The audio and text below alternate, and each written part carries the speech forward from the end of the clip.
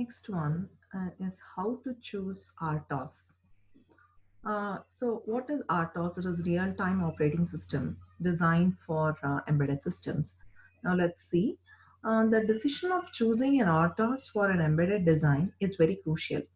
It is not easy to choose RTOS for an embedded system because uh, embedded system as such, all of us know it is unique in nature.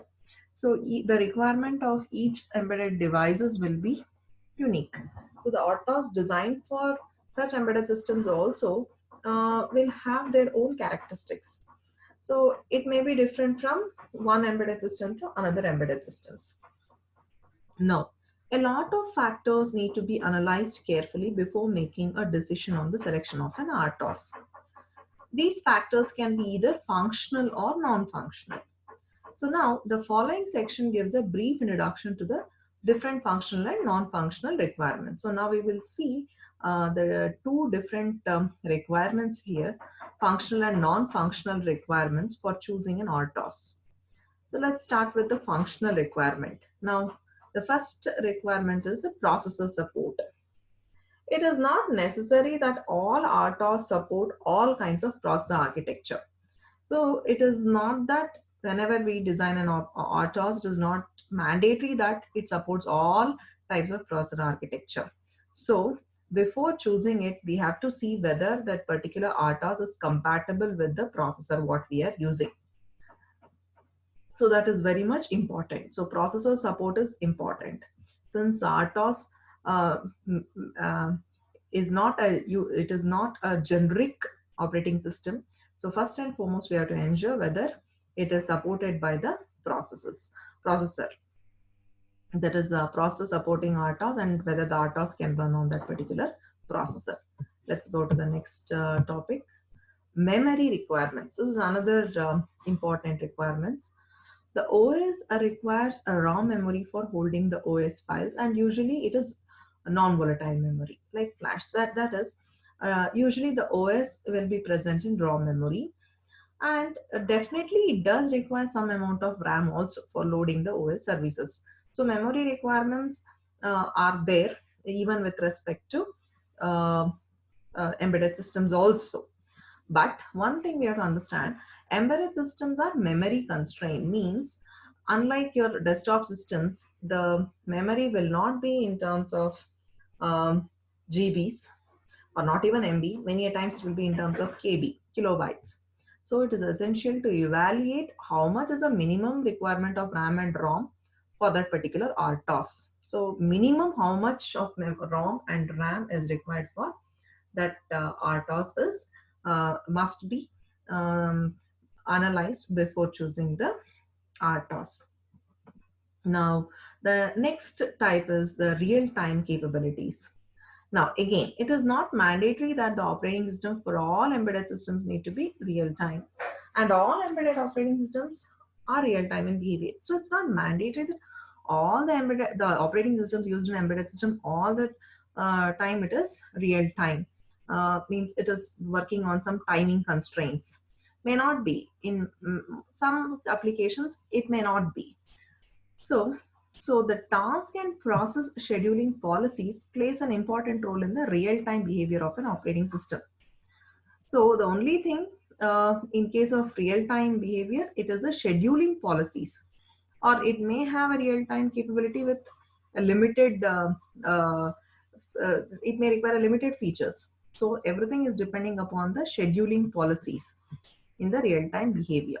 So that will decide whether that operating system is capable enough to perform that task.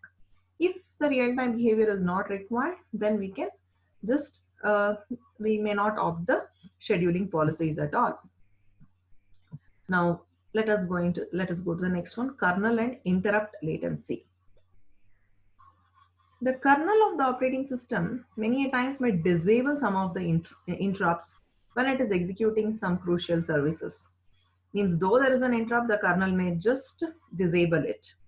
And this may lead to interrupt latency, means that particular device raising an interrupt may have to wait. Interrupt latency is nothing but the device which are raising an interrupt has to wait. So for an embedded system, whose response requirements are very high. Means there is an embedded systems and it requires a quick response. So in that case, this latency always should be minimal. So that should be taken care by RTOS, because the kernels, if it is executing any important task, it may disable the interrupt, and this may lead to interrupt latency. So that is fine if it is not working with an embedded system wherein the response time is not important. But if it is important, then this latency, this particular delay should be minimal. Let's go to the next point. Inter-process communication and task synchronization. The implementation of inter-process communication and synchronization is OS kernel dependent. So you take any inter-process communication or synchronization, they are depending upon the OS kernel. Certain kernels may provide a bunch of options, whereas others may provide very limited. Some kernels may provide huge options and some may provide very limited options. So certain kernels may also implement a policy for avoiding priority inversion. Means definitely we know that in case of processes there may be priorities. So it has, these kernels will provide a lot of options and features. So there may be certain situations wherein the kernel has got its own policy, wherein it will not provide priority inversion. Means once you are setting up the priority for the process, you cannot change that for, in case of resource sharing. Even that may be one of the feature of the kernel. Certain kernels may implement such kind of policies to avoid priority inversion. That also should be taken care. Whether there is a situation that in future you may change the priority of the resources. In such cases, you have to choose the RTOS carefully, whether it is supporting that priority inversion or not. Now, let's go to the next thing, modularization support. Most of the operating system provides a bunch of features. At times, it may not be necessary for an embedded product for its fun. Means you have an operating system which has got a lot of features, but all the features may not be functioning at the same time. So it is always better to choose the important modules. Means the operating systems are not just one whole program. We have seen file management, IO management, memory management. There's so many modules. So which one is very much essential for that particular embedded system? We can choose only those essential modules and only recompile the operating system image for functioning. Only those modules, let it be recompiled and executed. So Windows E is an example for a highly modular operating system. So this is one of the best example for such kind of operating system. Now let's go to the next slide. Support for networking and communication. So many embedded system does support networking and communication. They may provide uh, like features like stack implementation and driver support for network interfaces and communication interfaces. So ensure that the OS under consideration provides support for all the interfaces required for the embedded product. So if at all you are using networking and communication, ensure that the OS will support all that interfaces provided. So now let's see the next point, development language support.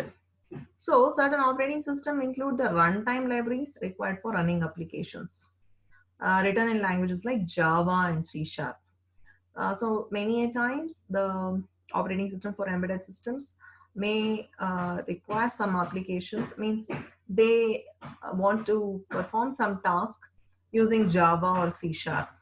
So a Java virtual machine customized for the operating system is essential for running Java application. So it should have some options to support this kind of programming languages also, like Java and C Sharp.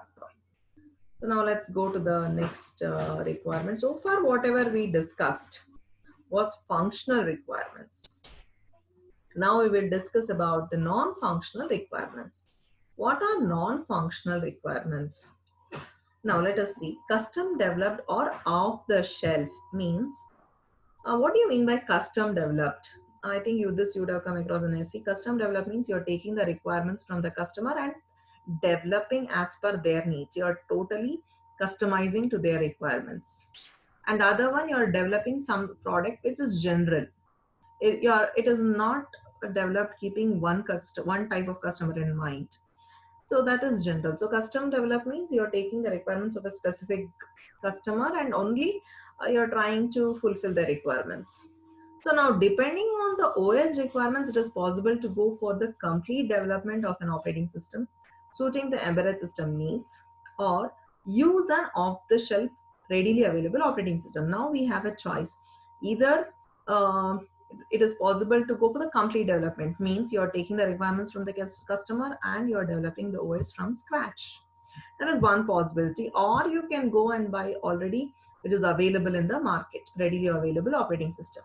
And that could be a commercial product or an open source. It could be for money or it could be just an open source product. So whichever operating system which is close to your requirements, you can choose in the second category. So some operating system 80% it is meeting your requirements, you can choose that kind of operating system and you can start working with that. Now coming to the cost. The total cost for developing or buying the OS and maintaining in terms of commercial product and custom build needs to be evaluated. So which one is better? Buying an OS is better or developing from the scratch is better? So you are comparing both the costs. Which will cost minimal, you will opt for such kind of operating system, whether customized operating system or readily available operating system. So that you have to evaluate and then take a decision for the embedded system. So now let's go to the next point. Development and debugging tools availability. Now, the availability of development and debugging tools is a critical decision-making factor in the selection of an OS for embedded system design. Because certain operating system may be superior in performance. They may perform extremely well, but this availability of tools for supporting such kind of development may be limited. Means there is an operating system features which is performing extremely well, but if you see the tools available to support such kind of development, maybe it may be limited or it may be costlier to develop such kind of operating system and debugging tools. It may be costly or it may not be, or it may not be that much available in the market. So explore the different tools available for the OS under considerations. So it is always better to explore whether any other tools are available which can be used for the OS for development. This is availability is another criteria. Now, the next one, ease of use. So how easy it is used to use a commercial RTOS is another important features. How easy, it is not that is something it is available, you're taking and you're using it. It should also be, the user should also be more comfortable using such kind of commercial RTOS products. Next, after sales. So for a commercial embedded RTOS means you're buying a ready-made one, then whether its service is good, means you have to check whether the services are really good. Means that you have some issues, it has to be handled on calls or through emails or bug fixing or critical path updates. There may be some bugs and it may be upgraded in the coming versions. So that kind of support should be supported to that particular commercial embedded RTOS. If that maintenance is provided, then definitely you can opt such kind of real-time operating system for the embedded application.